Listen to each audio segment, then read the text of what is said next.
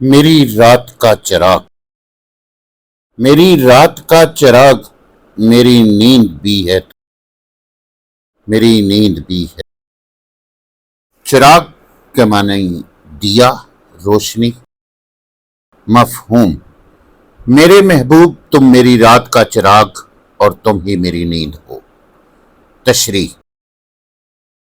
تشریح طلب شعر میں شاعر اپنے محبوب سے مخاطب ہو کر کہتا ہے کہ میری زندگی اندھیروں اور تاریکیوں سے بھری پڑی اور ان تاریکیوں میں محبوب کا وجود چودھویں کے چاند جیسا ہے۔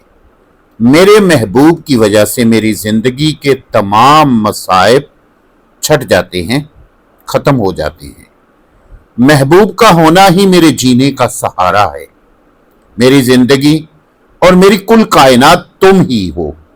جب رات کا اندھیرا بڑھ جاتا ہے تو میں تمہاری یادوں کے چراغ روشن کر لیتا ہوں۔ بقول شاعر: تم میرے پاس ہوتے ہو گویا، تم میرے پاس ہوتے ہو گویا، جب کوئی دوسرا نہیں ہوتا، جب کوئی دوسرا نہیں ہوتا۔ شاعر یہ بیان کرتے ہیں کہ میری زندگی کی اندھیری راتوں میں تمہارا وجود ایک روشن چراغ کی مانند ہے۔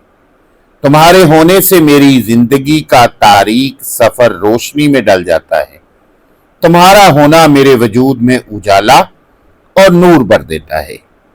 اس طرح میں تمہارے وجود اور تمہارے قرب سے، تمہاری زندگی کی بدولت سے اپنی زندگی کے مصائب اور آلام بھول جاتا ہوں اور پرسکون نیند سو جاتا ہوں۔ میں برملا یہ کہہ سکتا ہوں کہ تم ہی میری نیند ہو، تم ہی میرا سکون ہو، تم ہی میرا قرار ہو۔